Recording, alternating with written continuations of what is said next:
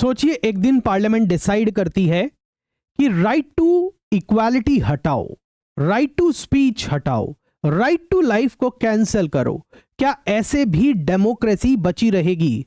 1973 में कुछ ऐसा ही होने वाला था, लेकिन एक हिस्टोरिक जजमेंट ने कॉन्स्टिट्यूशन का सोल बचा दिया।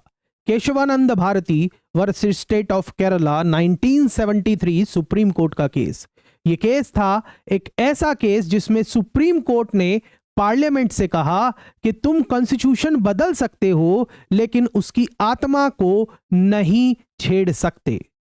इस वीडियो में आप समझेंगे और जुडिशरी एस्पिरेंट्स के लिए ये क्यों आया, बेसिक स्ट्रक्चर डॉक्ट्रिन क्या होता है, इसको भी आप समझेंगे, और जुडिशरी एग्जाम्स के लिए ये केस क्यों सुपर डुपर इंपॉर्टेंट है ये भी आप जानेंगे। सबसे पहले हम बैकग्राउंड ऑफ द केस की बात करते हैं। जहां तक बैकग्राउंड की बात है तो कहानी केरला से स्टार्ट होती है। वहां एक रिलीजियस मठ के हेड थे स्वामी केशवानंद भारती। केरल सरकार ने एक लैंड रिफॉर्म एक्ट पास किया जिसमें मठ की कुछ लैंड को अक्वायर किया जाना था। स्वामी जी ने चैलेंज किया कॉन्स्टिट्यूशन के आर्टिकल 26 के तहत, जो रिलीजियस इंस्टीट्यूशन को प्रोटेक्ट करता है। लेकिन केस सिर्फ जमीन का था ही नहीं, इसने बदल दिया पूरा का पूरा सवाल। क्या पार्लियामेंट कॉन्स्टिट्यूशन के किसी भी पार्ट को बदल सकती है, इवन द फंडामेंटल राइट्स?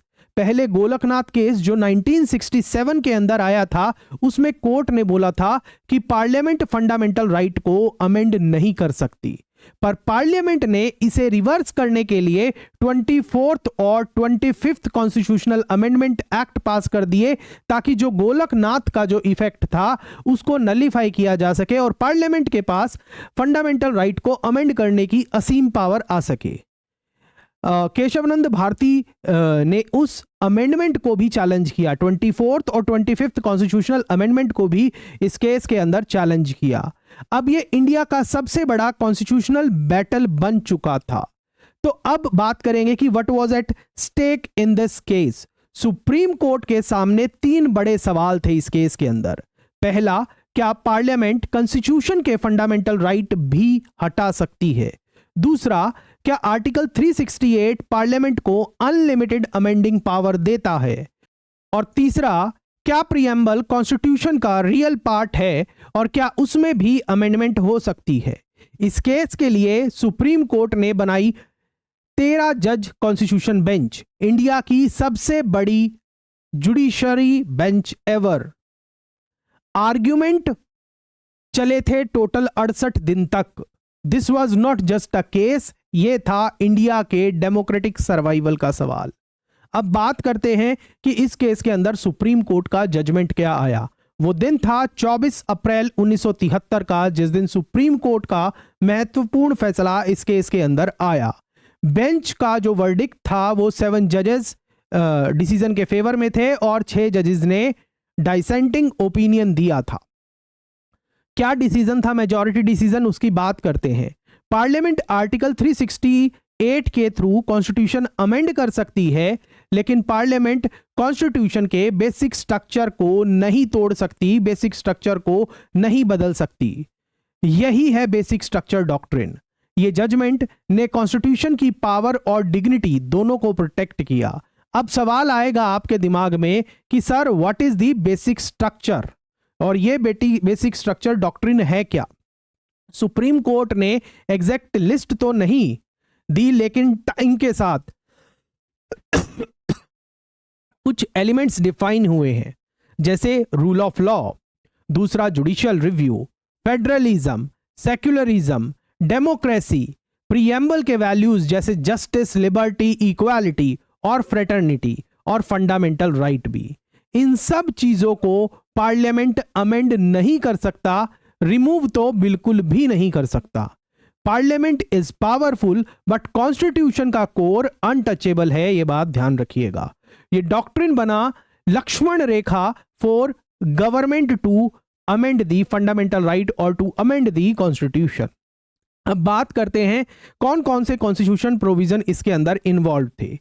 चलिए देखते हैं वो इंपॉर्टेंट आर्टिकल जो केस में इन्वॉल्व थे। सबसे पहला आर्टिकल 368 जो अमेंडमेंट की पावर देता है, फिर उसके साथ आर्टिकल 13 जो कहता है कि फंडामेंटल राइट वॉयलेट करने वाला लॉ वॉइड होगा, और आर्टिकल 26 जो बात करता है रिलीजियस फ्रीडम की। प्रीएम्बल की भी ये केस बात करता है, अब माना गया कॉन्स्टिट्यूशन का एक इंटीग्रल हिस्सा, कॉन्स्टिट्यूशन का प्रीएम्बल भी है, संविधान की जो प्रस्तावना है वो भी संविधान का एक अहम हिस्सा है।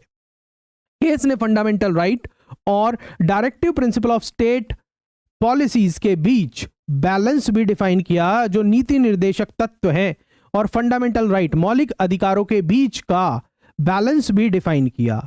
अब ये केस इतना इंपॉर्टेंट क्यों है इवन टुडे, आज भी क्यों इतना इंपॉर्टेंट है? ये जजमेंट आज भी इतना ज्यादा रेलेवेंट इसलिए है क्योंकि कोई भी गवर्नमेंट आपके राइट टू लाइफ, इक्वालिटी या फिर एक्सप्रेशन को हटा नहीं सकती। इलेक्शन फ्री एंड फेयर होने चाहिए, ये इससे कॉम्प्रोमाइज कभी भी नहीं हो सकता। डिक्टेटरशिप के अगेंस्ट प्रोटेक्शन भी देता है ये बेसिक स्ट्रक्चर डॉक्ट्रिन।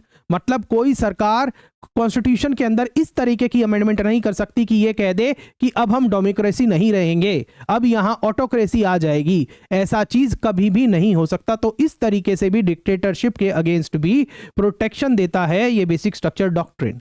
इमरजेंसी हो या सेंसरशिप, बेसिक स्ट्रक्चर है, हर जगह डिफेंड करता है संविधान को।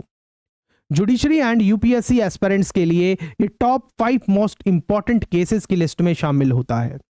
अब बात करते हैं इसके क्रिटिकल एनालिसिस की और इम्पैक्ट की। जुडिशरी ने कॉन्स्टिट्यूशन के प्रोटेक्टर का रोल ऑफिशियली ले लिया है। पार्लियामेंट के पावर पे रीजनेबल लिमिट लगा दी थी इस बेसिक स्ट्रक्चर डॉक्ट्रिन ने। कॉन्स्टिट्यूशन की सुप्रीमेसी को भी एस्टेब्लिश किया गया था इस केस के द्वारा, लेकिन कुछ लोगों ने इसे क्रिटिसाइज भी किया। किस लिए? उन ग्राउंड पर जजेस को ज्यादा पावर मिल गया। दूसरा, बेसिक स्ट्रक्चर का स्कोप अनक्लियर है, but most experts agree that this case saved the Indian democracy when it was at risk. अब बात करते हैं अपने कंक्लूजन की कि और किस तरीके से इस केस ने पूरे जो हमारी कॉन्स्टिट्यूशनल हिस्ट्री है उसको रिडिफाइन किया है। Keshavananda Bharati is not just a case, it is the reason India is still a constitutional democracy today. ये कारण है कि भारत आज भी एक संवैधानिक प्रजातंत्र है, उसके पीछे केशवानंद भारती का एक अहम योगदान है, इस केस का एक अहम योगदान है। इस केस ने हमें सिखाया कि constitution is not just a document, it is our identity. Parliament is powerful but not supreme. Democracy survive only when powers are limited by law. मतलब क्या है कि प्रजातंत्र तभी सर्वाइव करता है जब जो पार्लियामेंट की पावर है उनको लॉ के द्वारा लिमिट किया जाए। जुडिशरी एस्पिरेंट, ये केस आपके लिए मस्ट नो है। कमेंट करके हमें बताइएगा कि क्या इस वीडियो ने आपकी मदद की to understand the case in a better way. Video को लाइक करिए, चैनल को सब्सक्राइब करिए और आप हमें बताइए कि आप और किस लैंडमार्क जजमेंट पर अगला सेशन चाहते हैं। आपकी फीडबैक का हमें इंतजार रहेगा। चलिए मिलते हैं हम आपसे नेक्स्ट सेशन में। Thank you, God bless you.